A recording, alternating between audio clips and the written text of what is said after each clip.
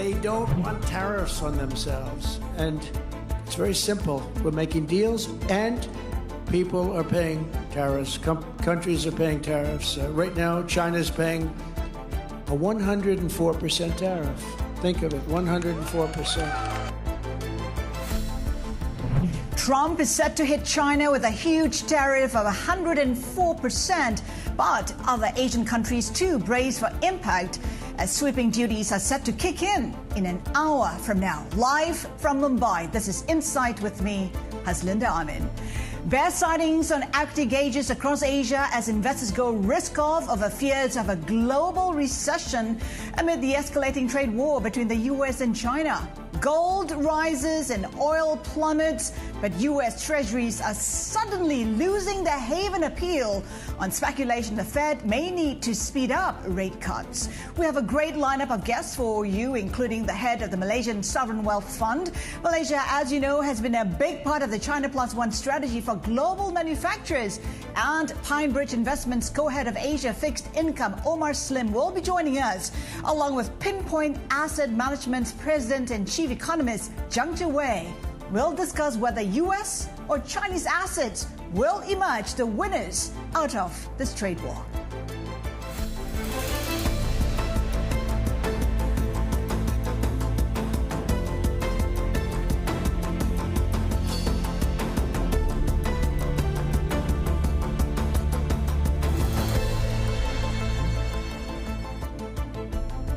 Well, President Trump is trying to downplay fears over his signature trade policy just hours before even more sweeping tariffs are due to take effect. Speaking at a National Republican Congressional Committee dinner, he said the additional levies are bringing in money and sparking negotiations with trading partners. He also says major tariffs on pharmaceuticals are coming. And I really think we're helped a lot by the tariff situation that's going on, which is a good situation, not a bad. It's great. It's going to be legendary. You watch, legendary in a positive way, I have to say. Not surprising, anxiety in markets. The MSCI Asia-Pac index currently down by about 1% as Trump pushes ahead with higher tariffs on about 60 trading partners. He calls the worst offenders. China, of course, again getting slapped with 104 tariffs. And on the back of that, we have China fixing its yuan weaker for the fifth straight session. Although we heard from Premier Li Qiang saying that he is confident China is prepared for those tariffs. It has the toolkit, he says, and that expectations are that for now, the PBOC will ease monetary policy. That's further weighing on the currency as well. In Asia, a lot of those benchmarks are in focus. Korea's Kospi falling 20% from its peak, heading for bear market territory. The Korean won at the lowest since 2009. We're keeping a watch for Asian stocks. The HSI slipping into bear territory on Monday. Didn't finish there. It might just do that if there is further pressure on stocks there. CSI 300 and Nifty about 6% away from that bear territory. Of course, we're also keeping an eye on the markets in the U.S. Treasuries in particular, not offering shelter from the turmoil. We have them losing the haven appeal, reminiscent of the unwinds at the onset of the pandemic. Just to recall how the 10-year yield surged 35 basis points, the dollar down versus all G20 currencies. Let's bring in MLive strategist Mark Cranfield for more analysis of today's market moves. Mark, it's going to be a long 9th of April. Yeah, it's going to be a long day. Yes, indeed. We're barely into the Asian lunch break, and we haven't even had Europe and America get involved in this yet, and it already looks pretty ugly and choppy. And we've already had some of those whipsaw moves, which traders really don't like. Markets were pretty much in the red early on, particularly equity markets, and they started to correct a bit. We saw what looks like some support from the so-called Chinese home team. The ETFs that they like to buy are doing pretty well this morning, so that helped to stabilize Chinese stocks. And we still haven't actually reached the deadline for when these tariffs kick in, which we're expecting. And we're seeing massive dislocations, as you were saying, they're in bond markets, not just treasuries. Japanese and Australian yield curves are going through the roof. Japanese curve in particular, stunning sell-off in the long end of the Japanese curve, the likes of which we haven't seen in many years. So people are really scratching around trying to find their havens. And obviously part of the concern is that so far the Federal Reserve is much more focused on the upside risks to inflation rather than the growth risks. It's a very difficult position for them to be in. The market is pricing for lower interest rates in the United States, and yet the central bank is telling you we're not ready to do that because we're more concerned that the short-term impact will be inflation goes higher. That's also part of our jurisdiction to be concerned about that, as that means we need to be on hold for longer. So we could easily get this stagflationary situation where growth plummets and yet inflation stays pretty high as well. And that's a very ugly scenario for people trying to manage assets. Where do you go to in such a circumstance? And it's very difficult for investors to know, particularly at the same time as they're trying to manage P&L, because we've seen very big margin calls in the past few days. The speed of the declines in major markets has sent hedge funds scurrying. Their brokers are asking them for a lot more money, and that's forcing them to liquidate as well. It's a very messy situation, and it certainly isn't going to get much better today. You know, we talk about how 10-year yields surged 35 basis points. I mean, how do we even begin to make sense of that? Well, there's a number of things in the background here, partly the central bank, as we were just discussing, but also there's this fear that the largest holders, international holders of the long end of US Treasuries would be people like Japan and China. And clearly when you've got this trade war tension going on, people trying to negotiate with one another as to whether they can reduce tariffs or not, investors will be looking very cautiously at every Treasury auction that is coming up in case foreign investors do not participate. If they decide not to participate, that's a very big deal because it means that a lot more onus is then on the domestic buyers. And in these conditions, as you can see, with the yields rising, it makes it much more difficult for the domestic buyers. So we have, as it happens, we have a 10 and 30-year auctions this week. Not a great week to have big debt auctions in the United States. They're going to be precarious. To international investors, these will look like landmines. They don't want to step on those because they could easily blow up in their face. So the auctions, yesterday's 3-year auction didn't go particularly well. And that's a pretty easy one to get off the bat. So the next one, the 10s and the 30s, are going to be very tricky. The whole of Wall Street will be watching to see the outcome, especially international participation. That will tell us a lot about what the rest of the world thinks of US Treasuries.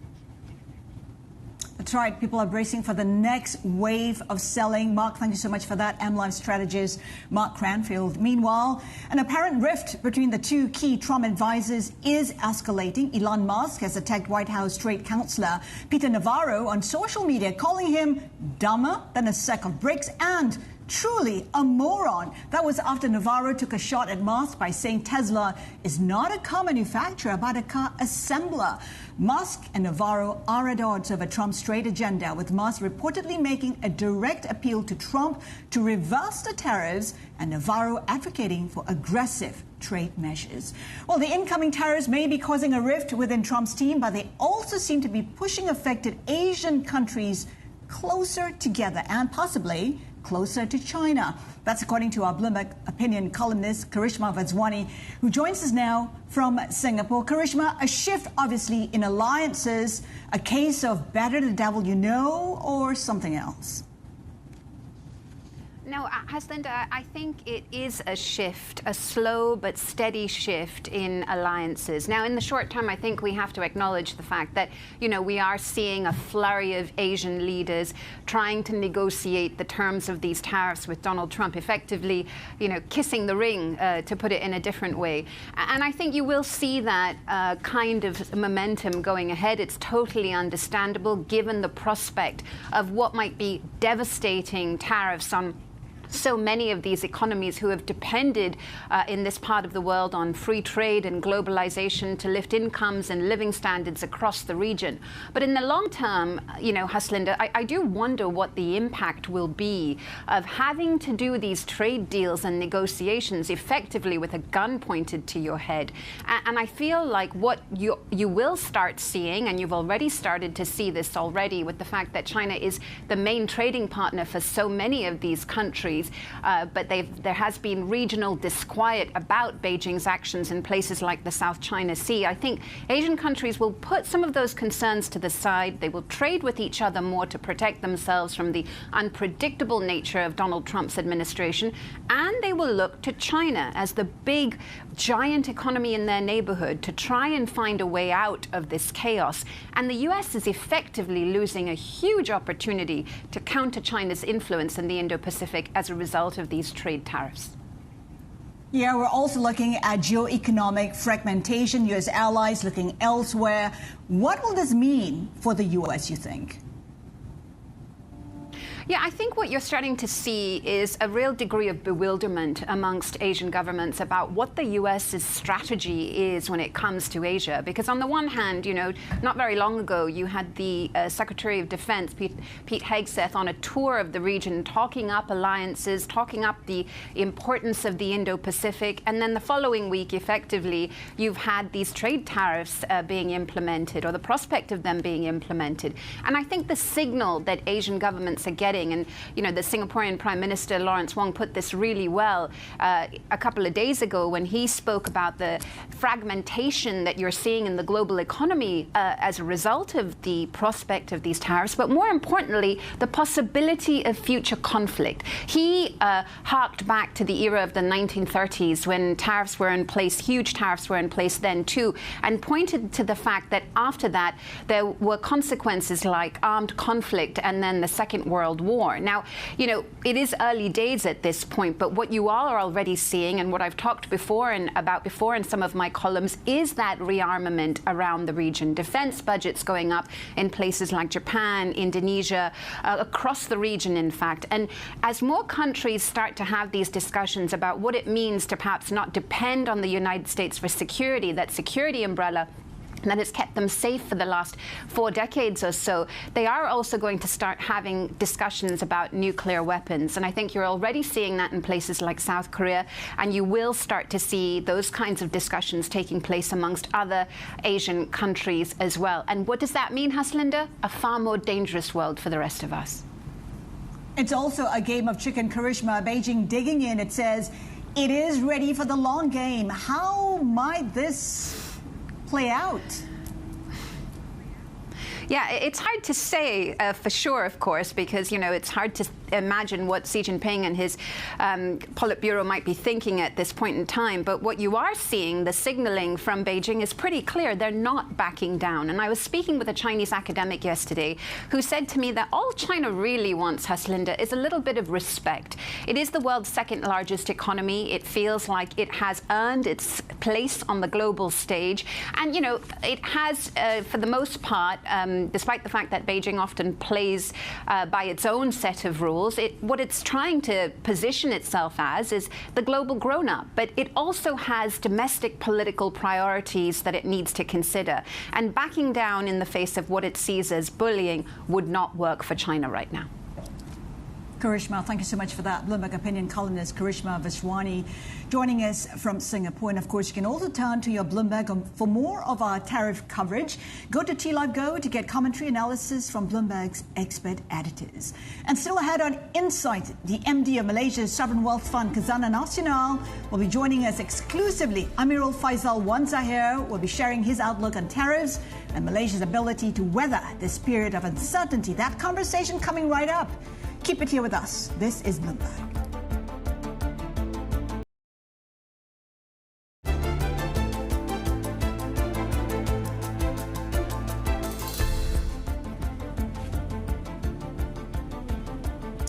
We are less than an hour away from the implementation of sweeping additional tariffs from the U.S. Among the countries bracing for impact is Malaysia, which is facing a 24% levy that China Plus One is working against it. That's at the higher end of tariffs slapped on Southeast Asian countries. Take a look where we are in terms of those tariffs being implemented in Southeast Asia. Laos getting slapped with almost 50%. And Singapore, of course, getting slapped 10%. It says It is disappointed, and now the market is under pressure. Singapore, for the first time, I think, said that it is willing to intervene if the markets require it to do so. The SCI currently down about 1.8%. KLCI also in negative territory. JCI, though, a reprieve there, up by 0.5%. But bear in mind, this is one market that's been under a lot of pressure, that rupiah under a lot of stress, prompting the central bank to say that it is willing to intervene to ensure stability in its currency. So a lot of turmoil in this part of the world. Of course, that ASEAN meeting happening in Malaysia. We've heard from the likes of the Malaysian Prime Minister Anwar Ibrahim saying that he would like to see a regional response to Trump's tariffs, and he's seeking the regional leaders to come together to meet Trump in the U.S. to discuss those tariffs. Well, for more on Malaysia, let's bring in Bloomberg's Avril Hong, who joins us from that ASEAN Investment Conference in Kuala Lumpur. Avril. Yeah, Has, I mean, you just alluded to the unified response that Prime Minister Anwar is advocating, but it's also really interesting how this ultimately complicates things for policymakers, right? And you have the likes of Bank Negara. I spoke exclusively to its governor, and he suggested that, monetary policy, a really blunt tool in dealing with trade wars. And at this point, they still see that 3% rate as supportive of growth, and they're not in a rush to revise their growth forecasts. Have a listen. The current level of 3% is supportive of growth. Everybody was caught by surprise in terms of the extent of the tariff that was announced. And certainly, we are reviewing the forecast range for this year. But again, we're not in a rush to change it for now because things are still very much fluid.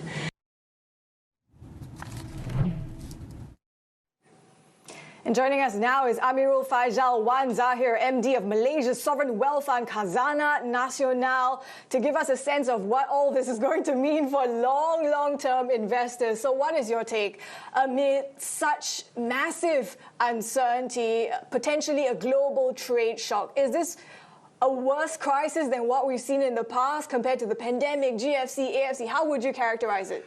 I would say it's a different type of shock. Why I say it's different, because in the past, it's basically based on markets and economic theory. I think in this scenario, we're talking about policy changes. And as the U.S. intends to restructure its industrial complex, it will have ramifications to global trade. And it continues to unfold. I mean, we even heard yesterday about more tariffs being hiked up against China. And I think at the moment, in approaching it from this perspective, you do need to be a bit calm. And I guess as long-term investors, we have to look at, I guess, what are the major currents, major shifts in the economy, equally large as this seismic change in globalization. And what we see is we're still relevant. You see demographic changes, and here we see an aging population, birth replacement rates being reduced. That has a big impact on the world. And of course, AI and automation is at its inflection point in terms of usability and pervasiveness. And at the same time, don't forget, we still need to power that technology using an energy which hopefully will be less carbon emitting. And this is where renewable energy transition still matters. So I guess as a long-term investors, those are things that we still look at in terms of the momentum going forward, while we see this current volatility and how it unfolds. Yeah. So are you already positioning, given the tariffs? Have you reacted yet, or are you still taking an let's assess this approach? I think we need to assess this. It is literally still unfolding. The story is not finished yet. We will have to look at the implications on the global economy. I think for Malaysia, we still see growth. And if you've heard the central bank governor, keeping a bit calm and looking at being a bit measured and seeing how this thing happens. Of course, the U.S., people are talking about recession. But what is the implication on interest rates, and how does policymakers react in relation to that? Are we going to have rates still high, or are we going to be reduced? So those are the things that we'd look at before we react. Yeah. How are you looking at asset classes, though, at this point? I mean, you talk about the structural drivers, the opportunities, right? That says a lot about Malaysia. And you've been kind of picking up more Malaysian assets as we see these structural changes unfolding. So is this potentially a buy opportunity? Is that how you're viewing things? Well, we approach our investments differently. We have a domestic strategy, a Malaysian strategy. And of course, our international investments are slightly different.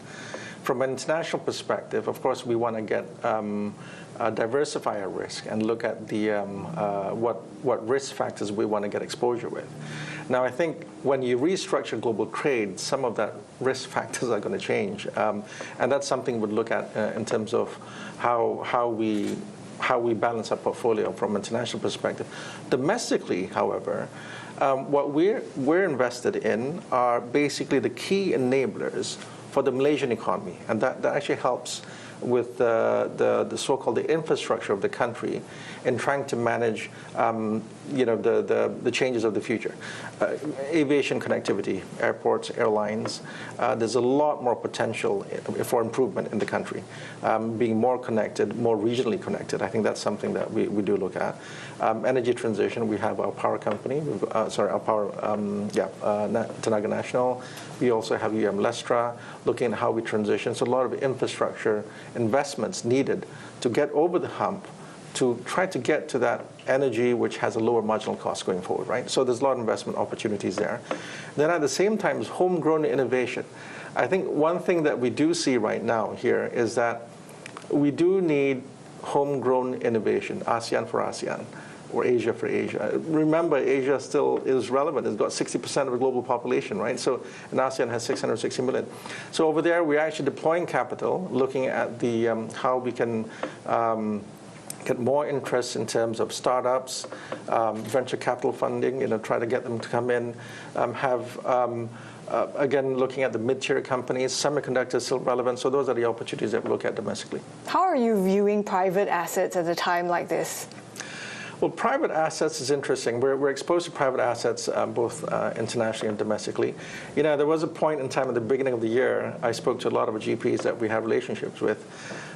They were quite optimistic and seeing, now we can exit because markets are open again. But the thing is, when you have policy changes such as this impacting global markets, it becomes very difficult to make decisions for exits, decisions for investments. So I think we'll see what happens, whether or not there'll be a delay in exits and therefore J curves are going to be a bit longer, or see how things unfold. It's been early. What would be the sort of triggers for you in this evolution of trade tariff headlines to adjust the positioning? What would be the one thing that would cause more certainty for you to adjust positioning, allocation? I wish I could give you just one thing. If anyone offers you that, let me know. But there'll be a number of factors. And I think that how the world trade is going to be structured going forward, I think that clarity is something that would help investors. What would China react? How would Europe react? And how would Southeast Asia try to reconfigure trade going forward? And the other thing is, of course, we have to look at currency and rates, and that, of course, is something which will unfold. And bond yields are lower. They have a view. Bondholders have a view. But we have to look at policymakers as well. What's your sense of whether we're going to see Bank Negara cutting this year or the next? I think from Malaysia, we're a bit more optimistic. We do see growth. It's a bit unclear in terms of the impact all the trade wars are going to have on our growth. And I think we have to wait and see. I think the rates at the moment is at a level where it's quite conducive for trade still. But let's see how things unfold. For investment in local assets, I think part of it is also policymakers urging companies to repatriate their profits to invest in local assets, support the market in Malaysia. To what extent is that figuring into the equation for you? I think it's very much so because, like I said, we have a Malaysian investment strategy. And that is clearly on the infrastructure for the country and how, as I mentioned earlier. And there's a lot more opportunities there. So again, from our so-called allocation, it hasn't changed much, and we are looking at investing quite a bit in terms of the homegrown innovation, connectivity, which we have started investing in, as well as the energy transition infrastructure. You talk about this global realignment that's still panning out. Some see this as an opportunity for China as the global community reassesses U.S. leadership. How are you viewing that? Well, what is interesting here is that China has a population of 1.4 billion. Consumption, private consumption per GDP is at 40%, 39%.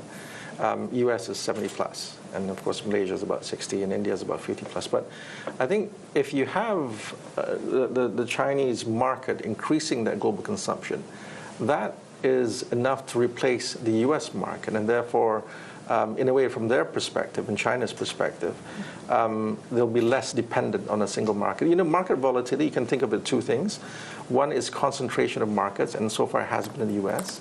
And the other thing is when you look at global supply chains, whether there are certain choke points. The more you can diversify markets and have alternatives for those choke points, then you have less volatility and less risk. But that reconfigures global trade. What we've also seen is, in terms of markets performing, you talk about this US-China rivalry, right? As the realignment occurs, US stocks, assets overall, they just haven't performed as well. The assumptions that we made at the start of the year about US exceptionalism, it's a very different picture now. So how are you reassessing this? I don't think you can actually discount the U.S. Innovation and the companies there. I mean, that's something which is very, very difficult to replicate. And they do have, there's some very exciting stocks in the U.S. in terms of technology where it's still relevant and it will still be quite attractive. I think the question is really how do you calibrate the price points and therefore valuations in the new landscape. So does that mean that the bets on global stocks, particularly U.S. stocks, that you're kind of retaining the allocation even amid all this? Again, we have to see how things unfold, but yeah, I think I do think that global investors will still look at the U.S. and look at other markets as well. It's just how do you calibrate that? Under the current or the future scenario. Which is really hard to do. I mean, we started the year with some assumptions and look at how quickly things have changed since then, including on the greenback. We were talking about the strong dollar, yet here we are. I mean, given all this, how are you perhaps re-evaluating NAV targets for the year? It's still early. It's still early. Like I said, we're looking at the reaction to inflation, the global economy. I think when we have that clarity, I mean, all of this, it's not really market or economic theory. All of this is policy intervention. So it becomes very difficult to look at, to try to think about what to do next. Talk to us about how you're viewing policymakers in the U.S. I mean, Fed Chair Powell, this time around, just based on the tone recently, they don't seem as eager to want to kind of swoop in and provide the support that they say, were more willing to, and they saw the need to at the depths or the onset of the pandemic. What do you think that is going to mean for the tone of monetary policy out of the U.S.? I wish I could say. I wish I could say, which is why I keep on saying the policy reaction to recession, inflation, and then recession, inflation together, stagflation, right? And I honestly think it really is. I mean, if the Fed really looks at unemployment, if the Fed really looks at the inflation rate as two key indicators they look at, then it's easier to kind of like decide how they would react or anticipate how they react. I think at the moment that's something that we have to see whether or not they will do that. What about the concerns about global stagflation? I know I'm asking you to look into the crystal ball very hard here, but what are your views on that? I think globally, look at Malaysia. I do still think that, that there is a forecast for growth of 4.5 to 5, but it's more of the implication to that in terms of reduced growth rather than no growth. Markets such as the US, that's slightly different. I think the impact of that, again, I mean, just imagine when you kind of like halt trade almost instantaneously or overnight, it's going to have a huge impact on costs. So globally, I think there'll be a slowdown, but you will have pockets of growth in the region, in Malaysia. All right. Feisal, really good to chat with you, taking the moment to look into the crystal ball and what this all is going to mean for longer term investors. I guess even you guys are not immune to this massive uncertainty and these near-term considerations out there. Great to chat. Amirul, Feisal, Zahir of Khazanah Nasional. Has? That's right. You have to diversify the risks. It is difficult to tell what the impact might be and how you should be positioning for that. Avril Hong, thank you so much for that. Well, in the markets, we're seeing swings, of course. The CSI 300 index now in positive territory, reversing all the losses which we saw earlier this morning. Take a look at that. We have gains of 0.3% for the CSI 300 index. And, of course, murmurs of the state funds coming to the rescue for Chinese stocks. The Hang Seng, though, still in negative territory, currently down by more than 1%. We're keeping an eye on the Chinese yuan. 738.11 is the level we're looking at. Some say it could get to 7.5. We see, of course, the PBOC fixing the currency lower, weaker than anticipated for a fifth straight day in a row. The question really is, where is the line in the sand? How low is it willing to go? Bearing in mind that Trump has come out to say that it is currency manipulation that we're seeing in China at this point in time. In terms of the Nikkei 225, in negative territory, down by more than 3%. The topic's also lower. Several benchmarks in Asia are on watch. They're threading also closely to that bear market territory. We have the Kospi in particular already slumping 20% from its peak, poised for that bear market territory. We're also keeping an eye on the Indian rupee and Indian bonds, the bond market in particular. Very interesting on the back of what we saw overnight for treasuries, where 10-year yields surging 35 basis points. We're seeing a similar action in the Asian market as well. Aussie 10-year yields up by 15 basis points, and we have Malaysian 10-year yields higher by about 4. We'll keep you up to speed on all the market action as we count down to those reciprocal tariffs taking effect in about 27 minutes. Remember, 104% for Chinese products. Of course, we talked about those U.S. treasuries, massive moves that we've seen. This is how it's looking as we count down to that tariffs taking effect. 2-year yields 3.76 right now. 10-year yields at 4.4074. Well, Chinese equities have been hit hard by the impact of Trump's steep tariffs, but U.S. stocks are suffering even more. Chinese assets are getting the benefit of government support, and the PBOC has flagged a willingness to ease monetary policy if needed. Let's get insights from our panel. Omar Slim is co-head of Asia Fixed Income at PineBridge Investments, and Zhang Zhiwei is the president and chief economist at Pinpoint Asset Management. Omar, let's start with you. What's been priced in when you take a look at the numbers that I've just mentioned? Yeah, I think this is a major stagflationary shock for the U.S. in particular. And I'm not surprised that the treasury yields are backing up here, because I think what was being priced in is not only a slowdown or a recession, but what was being priced in, frankly, by the treasuries is some kind of accident that will force the hand of the Fed. And I think there is way too much priced in there. I think the Fed probably will be waiting on the sideline, at least in the beginning. And unless there's a financial accident, I think the Fed will just gonna wait, and I think that's gonna put pressure on treasury yields. So we're in this not so great situation where you have the sell-off in terms of the risk assets, which I think can also have an impact in terms of the bond market. One, because of the flight to quality trade is not very clear anymore, and two, because this is stagflationary shock, and I think the yields should reflect that. There's several of theories out there, deleveraging one of them because of the sell-off in the equity market. There needs to be liquidity, so bonds are getting sold off. There's also that theory where, international central banks are actually selling treasuries. I mean, what's the sense you're getting? There's a lot of theories here. I think there is some truth to the fact that there is some liquidity that's needed, and you see it as well, not only the treasuries, but you see it, for instance, in the gold prices and some of the other safe haven bond markets, at least in the first few days of this. But the reality is that this is a stagflationary shock, and I think it's not well digested yet. And I think the only thing that's keeping the market where it is, and not lower in terms of the risky assets in particular, is a sense that there could be some negotiations with some of the large trading partners. Otherwise, I think this is really a transformative kind of policy, and I think it's still yet to be digested by the markets. Zhang, how are you digesting it? When you take a look at the Chinese market right now, it is in positive territory. Lots of talk about how state funds are stepping in, buying Chinese goods. The question is, how long can they do that?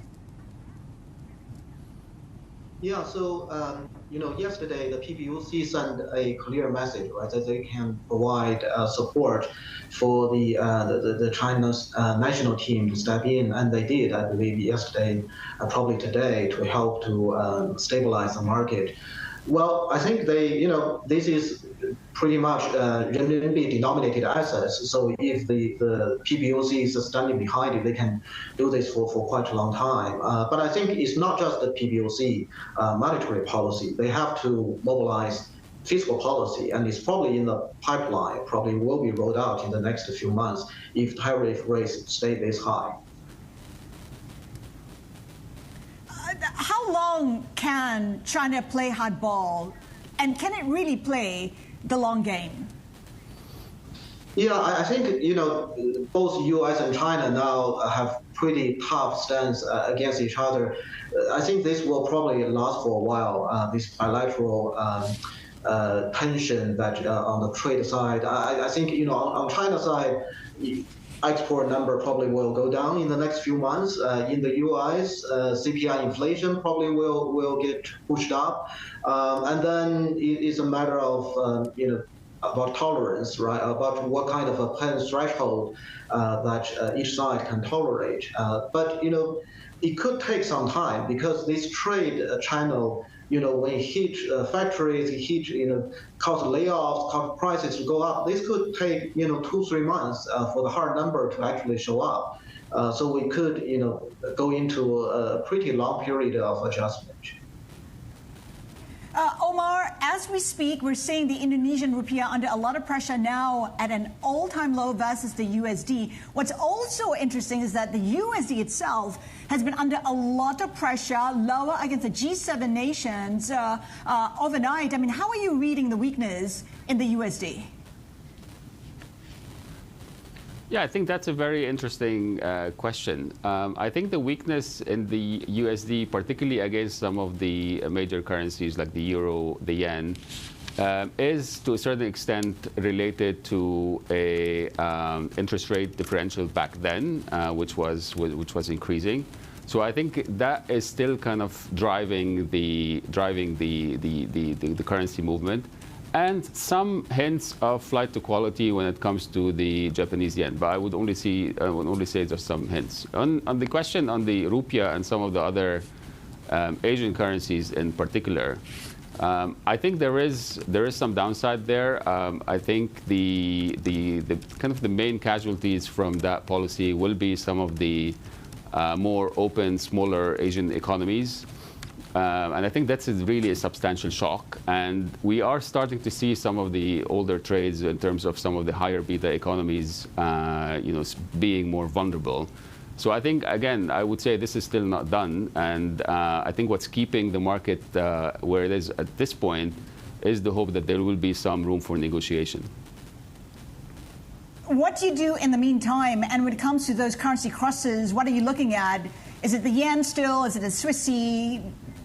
Is it even the euro? I think this will be relative, frankly. I think it's very hard to pick like one winner. I think the euro probably has some upside and the yen as well to a lesser extent.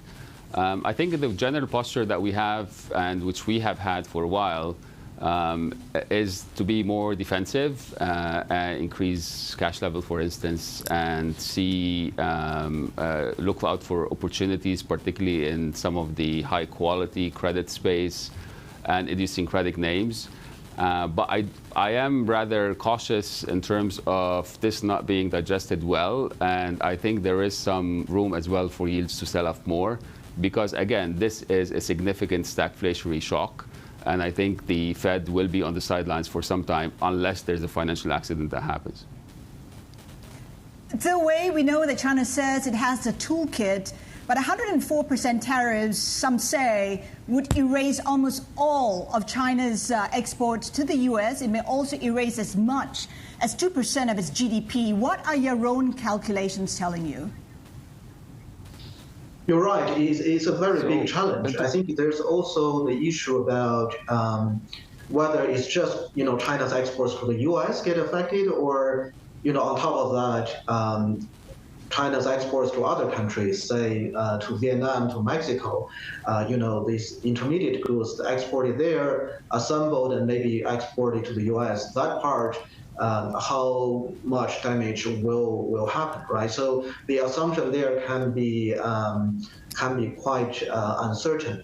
Now, I think on China's side, Beijing probably preparing backup plans depending on how bad export numbers will show up in the next few months, and whether this trade war will escalate and how long it will escalate. Hopefully, 3 months or 6 months down the road, some of these tariff rates get rolled back, and it's a temporary shock, not a true persistent shock. So the collaboration of the fiscal policy on China's side is quite tricky. I think they probably will be reactive instead of preemptive. So they probably will wait for the numbers to show how much damage it is, and then they react to it. Countries like India, Vietnam, Thailand have expressed concern about China having to dump its cheap products into their markets. Do you see China under a lot of pressure to do that, to counter the tariffs imposed on it by the U.S.?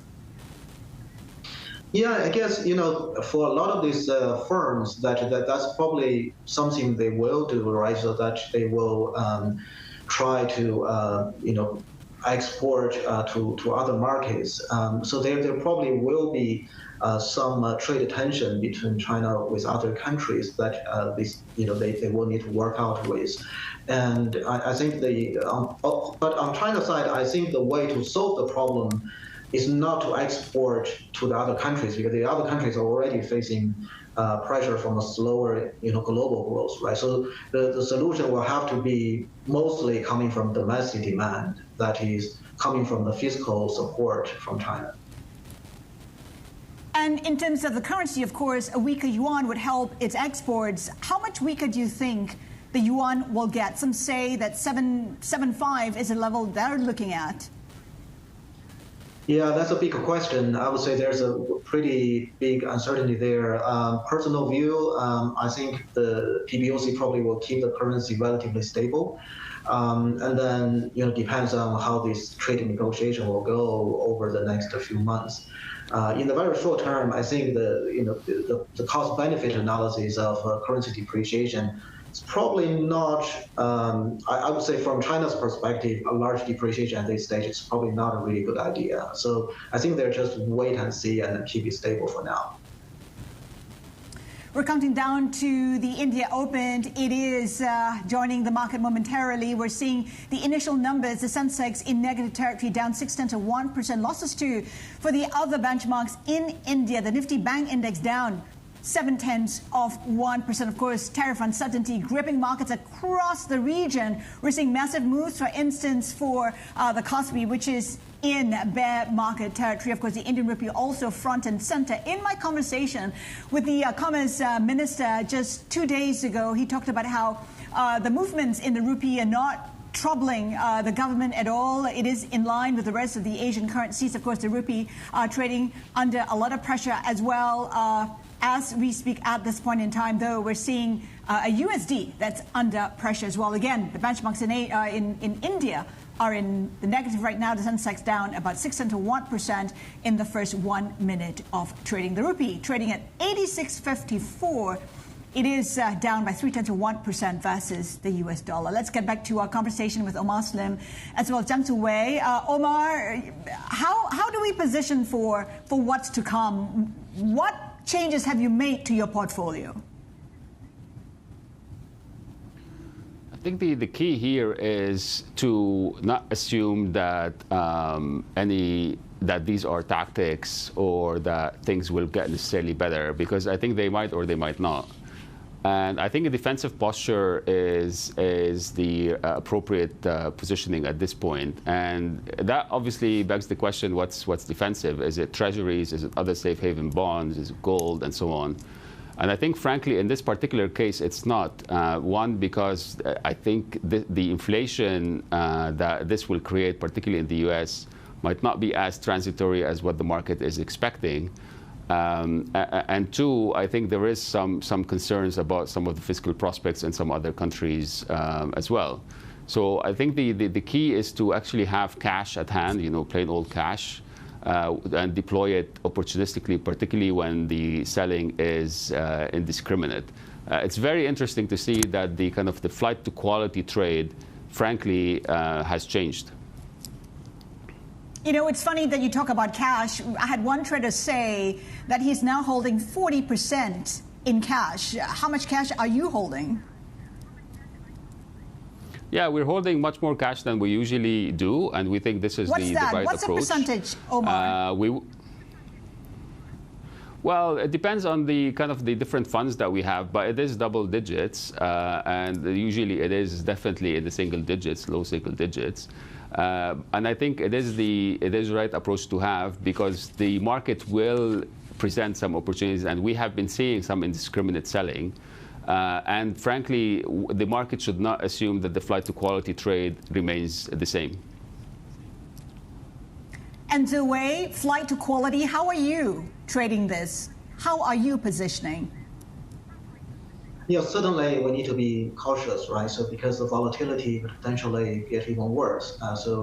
We experienced what happened in 2008 and also during the COVID episode, right? If you look at a lot of these, financial stress indicators, they look, heading into those kind of direction comparable to those crisis period. So we definitely need to be defensive and control leverage. But I also need to point out that there are opportunities that, these big policy changes that could create, investment opportunities. For instance, in China, that you probably have, exporters suffering, but at the same time, domestic demand probably will pick up, fiscal policy pick up. That, some of these consumer names in China could potentially benefit. Whereas globally, large economies with fiscal space probably have more policy room to fight back, whereas a small economy depend more on exports or with a lot of debt, that's probably will suffer. So there's a lot of relative value trade, I suppose, that position for. How close are we to the bottom, Zhiwei? Oh, good question. I wish I knew, but I think, what we're looking for a bottom, to put it that way, right? So we probably need to have some resolution on trade side between China and the US, and some clarity about US tariff with the rest of the world, with Europe, with Vietnam, with Mexico, all this kind of a tariff race. Without that kind of clarity, multinational companies, how can they plan their capex? Households, how can we decide whether to buy a car or not? And asset prices will depend on those kind of decisions by corporates, by households. And therefore, there's no way you can, figure out what's the valuation, the right valuation. So we just have to wait for that particular trade policy become clear. I think that's really the key issue there. Wait and see. We wait for clarity. Zhiwei, Pinpoint Asset Management, thank you so much for that. Omar Slim of PineBridge Investments, we thank you so much for your insights today. Now, still to come, President Trump's so-called reciprocal tariffs are set to take force, including a 104% rate in China. More on how markets are reacting next. Keep it here with us. This is Bloomberg.